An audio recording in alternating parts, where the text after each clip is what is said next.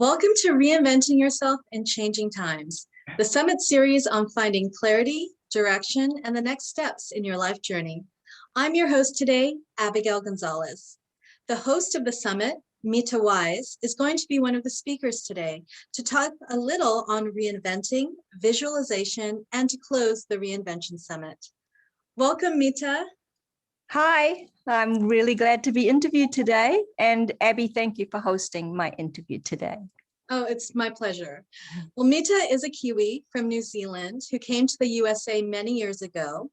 As a holistic practitioner and RN, she has worked with many different modalities, including hypnotherapy, energy therapies, reflexology, and toxin-free living.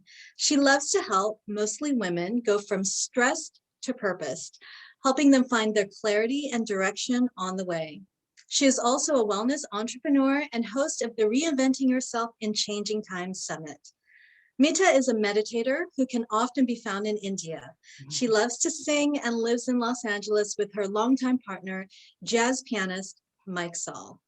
Mitta, tell us a bit about your story and your life's path and how you got here. Sure, thank you. Well, I'm from New Zealand. That's my accent. I'm a Kiwi. And so I grew up there. My mother taught me that all people are equal, and basically maybe not always in their circumstances, but in their inner value. So she taught me to respect all peoples of the earth. And that's what I do. That's my foundation. That's part of who I am today, a big part, and it's important to me. And so it was important to me in this summit. I have a group of very diverse speakers from different cultures and backgrounds. And I just wanted people to know that I hear and that we hear and value their message. That's beautiful. Well, obviously you left New Zealand at some point. Why? They say New Zealand is beautiful. Well, New Zealand is fairly small, so it's known that a lot of people, especially young people, take off at a certain point. They want to explore the world, right? Almost like getting off the island, you know. So that happened for me too. And I went to Australia, and I lived in Australia for a few years, and I lived a more holistic lifestyle. So I was actually a registered nurse in New Zealand. And combining that with the holistic lifestyle in Australia, by the time I came to the States and I settled here, it was more easy to make that transition to being a holistic practitioner. Oh, sounds perfect. So tell us, why the Reinvention Summit, Reinventing Yourself in Changing Times? Well, we had the pandemic, and a lot of people had to stay at home. Unfortunately, a lot of people lost their life. A lot of people lost their jobs, their health, finances, stress. And so a lot of people either had to reinvent themselves, or they had so much time at home that it gave them that time to look inside, and they decided they wanted to reinvent themselves. But a lot of people were struggling with that. They didn't know how to do it. They didn't quite know exactly what it was that they wanted. So I just thought that if I did the Reinvention Summit, Reinventing Yourself in Changing Times, that could speak to those people that needed a little bit of clarity, a little bit of direction, a little bit of moving out of stress, finding some purpose in life, and things like that. And so reinvention, what does that mean for you? Well, I think basically it means adapting to change, right? I did have someone say to me that it's not a very good word to use, because people will think that it means that you're not good, that people are not good enough already. And I didn't mean it like that. I meant more that that we are enough. You know, we are beautiful human beings, right? Connected to the universe and spirit. But we do go through change. Change happens. We can't always control it. It does happen continuously. And so we want to make sure that we can adapt to that change without getting too stressed, without getting stuck, although we do get stuck sometimes, but so long as we can keep moving through it. And so that was really the idea of reinvention and what it means to me. Some people like to reinvent themselves, they can take big leaps, right?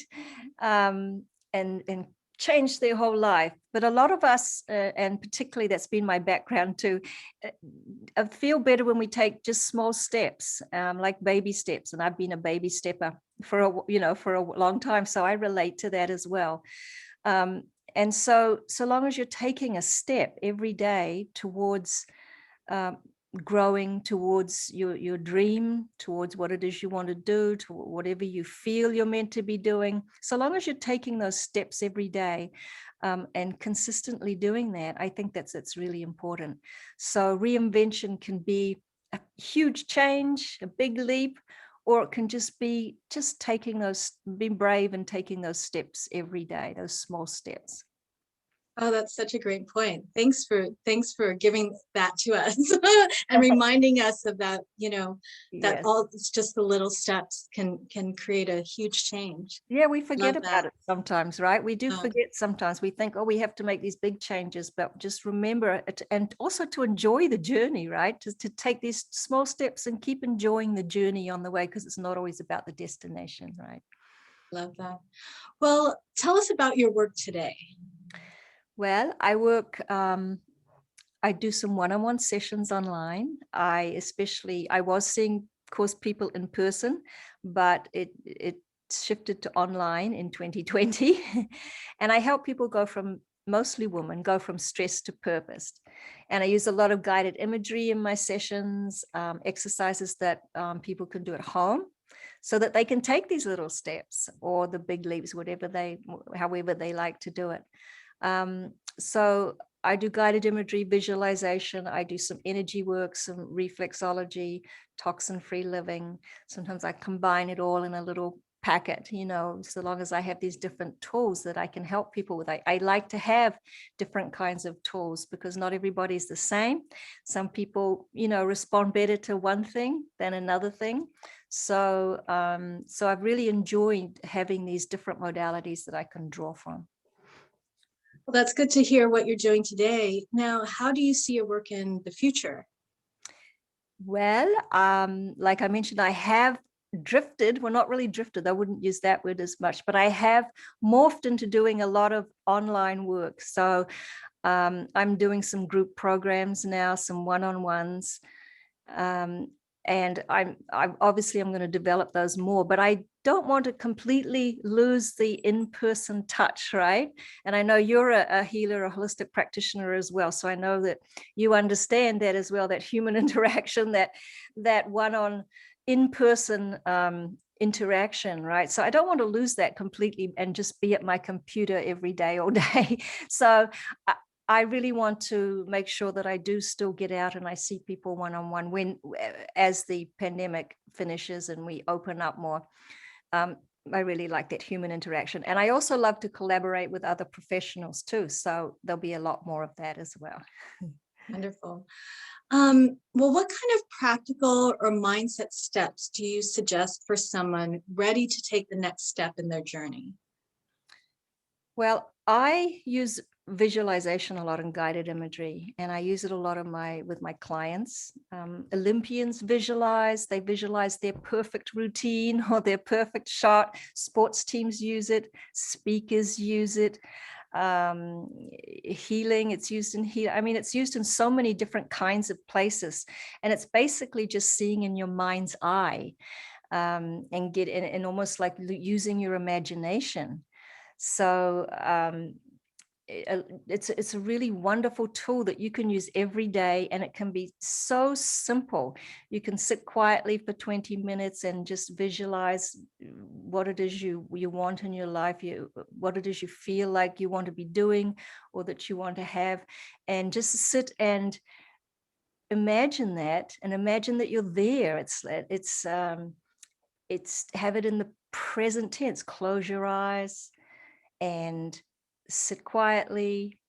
Imagine this place that you'd love to be in. imagine it in the present tense, and really be there. Think about, who are you with, or are you alone? And what can you see? How do you feel? And imagine how great it feels, how good it feels.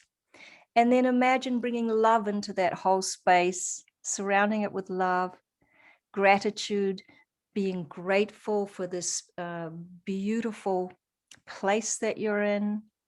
And so this beautiful little simple exercise can be done, like I mentioned. You can sit in a quiet place for 20 minutes. And then just open your eyes when you're finished and stretch and feel better, and just know that you've planted that seed of where you want to be and what you want to be doing. And you don't always have to sit for 20 minutes every day, right? You could, although that's, I think, a great idea. It's very helpful to do that. But let's say you had a particularly busy day one day. You could do it while you're doing the dishes or while you were out for a walk. Or you could do your 20 minutes in a quiet place and then still do it while you're doing the dishes, or you're out for a walk, or some other activity, right? So that repetition, the subconscious mind loves repetition. So the more you do it, the better it is. Oh, I love that. Even just sitting there for a few moments when I closed my eyes felt really good. Great.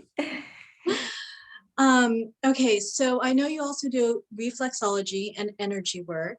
And so how do you incorporate those things into your work? Mostly, I use reflexology a lot with stress management. It's a wonderful stress relief tool, and it feels so good. And you don't have to take off your clothes. It's just basically the shoes and socks, and I also work on the hands and the ears as well as the feet. And so it's really a beautiful stress relief tool. People feel wonderful. And I also use energy work. I'm trained in things like TAT and EFT and Touch for Health and all sorts of different kinds of energy work, BSFF. But I seem to land on different ones. And right now, I'm just really enjoying TAT, which is Tapas Acupressure Technique. It's a wonderful little gentle process that I use. And I'll use it sometimes with my clients in between the guided imagery sessions.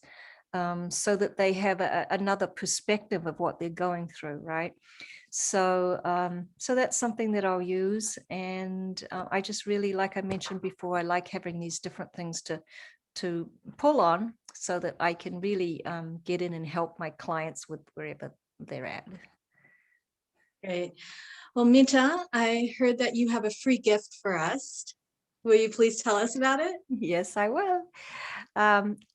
It's very simple. I have 2 inner guide visualizations for you, and you can take these and customize them for yourself. You can either write them out and customize them, or you can record them and play them back for yourself. Just don't play them while you're driving or operating machinery or anything like that. But yes, these are wonderful visualizations, and you can mix these up with that simple one that I showed you before. You could do that one. And then you could do one in the morning and one in the evening, or you could do that simple one that I showed you before in the morning and do one of these in the evening, or vice versa. So just customize it, play with it, enjoy it. It's yours, and really, and use it for your benefit. Good. Well, I'm looking forward to that. So viewers, click below for all of Mitta's links, including her free gift, 2 inner guided visualizations. Well, Mitta, thank you so much for giving us your time, energy, passion, love, expertise, and thank you for putting on a wonderful summit. Any last words of wisdom or final thoughts? Sure. I wanted to thank everyone who attended the summit. We loved, and I loved you joining us, and I really hope that you got something out of it, that you got what you came for, and that you continue to receive the benefit of it. And I want to thank all the speakers who generously gave of their time and energy. Thank you very much. I want to thank mentors and friends that helped out with the summit. And Abby, I want to thank you for hosting today. I really appreciate it. Thank you. Just a couple of little things before we go. I want to remind you that the 2 interviews that are on today, that's Atarangi Moru and my interview, are available as usual for 24 hours. So that would be from 7 a.m. Pacific time today until 7 a.m. May the 3rd Pacific Standard Time. So just so that you realize that. And if you have any questions, please don't hesitate to contact me. I'd love to hear some feedback from the summit. And if you have any questions, I'd love to do my best at answering them. Abby, I have a quote to share. I couldn't find the person who wrote it, but it's so beautiful. And I think it's just really a good moment to say this quote. So this is what it is for everybody. Let me dedicate my life today to the care of those who come my way.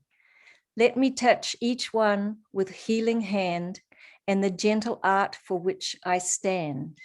And then tonight, when day is done, let me rest in peace if I have helped just one. That's lovely, Mitta.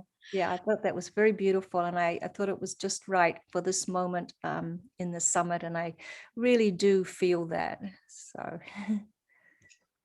So that was Mitta Vicki Wise, and I'm Abigail Gonzalez. This is the last interview, and we are closing out the ReInvention Summit.